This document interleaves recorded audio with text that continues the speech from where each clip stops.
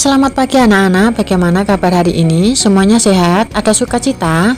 Nah, Miss Wahyu akan melanjutkan cerita Bible kita dari 2 minggu yang lalu ya, yaitu bahwa Musa telah berhasil memimpin bangsa Israel keluar dari perbudakan di kerajaan Mesir. Nah, ketika mereka sedang melanjutkan perjalanan untuk keluar dari bangsa Mesir, rupanya mereka belum lepas dari masalah karena di hadapan mereka terbentang laut yang sangat luas, yaitu Laut Teberau.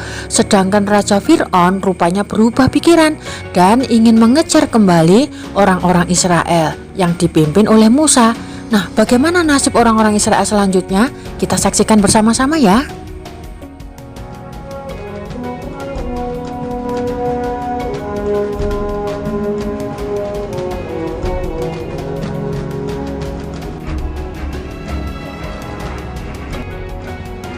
Setelah Firaun membiarkan bangsa itu pergi, berjalanlah orang Israel dari tanah Mesir.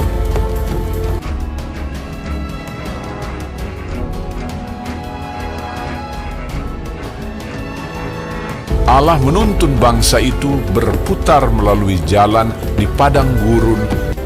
Tuhan berjalan di depan mereka pada siang hari dalam tiang awan untuk menuntun mereka di jalan, dan pada waktu malam dalam tiang api untuk menerangi mereka, sehingga mereka dapat berjalan siang dan malam menuju ke Laut Teberau.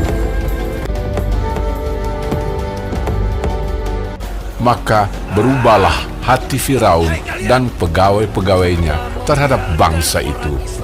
Segala kuda dan kereta Firaun ia membawa 600 kereta yang terpilih, mengejar mereka dan mencapai mereka pada waktu mereka berkemah di tepi laut.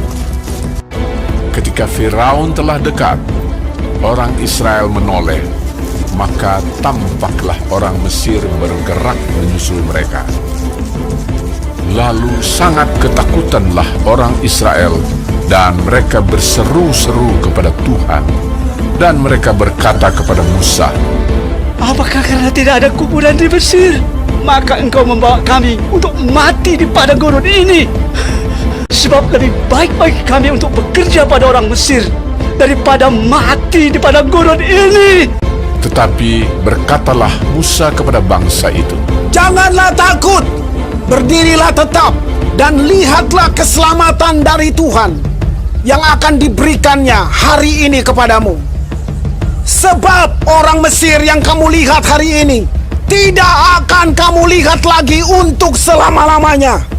Tuhan akan berperang untuk kamu, dan kamu akan diam saja." dan tiang awan itu bergerak dari depan mereka, lalu berdiri di belakang mereka. Demikianlah tiang itu berdiri di antara tentara orang Mesir dan tentara orang Israel. Dan oleh karena awan itu menimbulkan kegelapan, maka malam itu lewat, sehingga yang satu tidak dapat mendekati yang lain semalam-malaman itu. Lalu Musa mengulurkan tangannya ke atas laut, dan semalam-malaman itu Tuhan menguakkan air laut dengan perantaraan angin timur yang keras, membuat laut itu menjadi tanah kering. Maka terbelahlah air itu.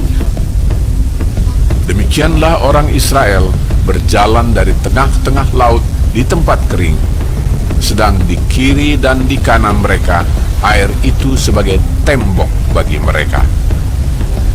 Orang Mesir mengejar dan menyusul mereka. Segala kuda Firaun, keretanya dan orangnya yang berkuda sampai ke tengah-tengah laut. Dikacaukannya tentara orang Mesir itu. Ia membuat roda keretanya berjalan miring dan maju dengan berat.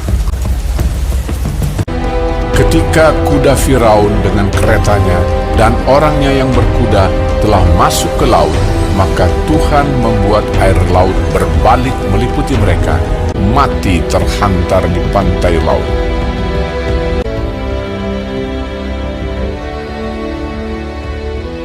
Demikianlah pada hari itu Tuhan menyelamatkan orang Israel dari tangan orang Mesir.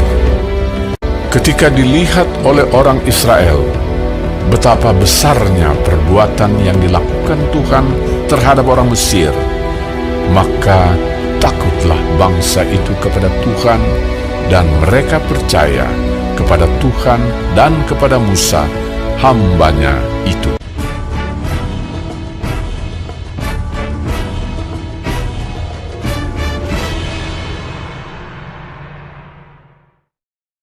Nah, anak-anak, dari cerita tadi kita bisa melihat bahwa ketika bangsa Israel sedang menghadapi kesulitan, Tuhan selalu ada buat mereka memberikan pertolongan ya, sehingga mereka bisa terlepas dari kejaran bangsa Mesir.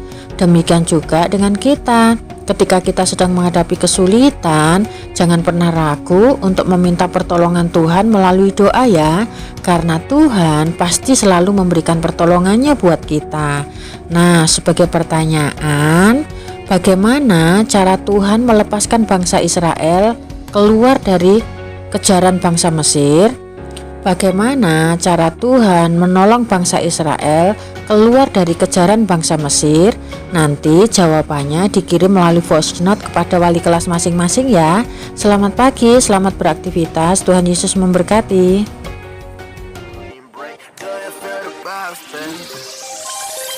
Do you feel the vibe?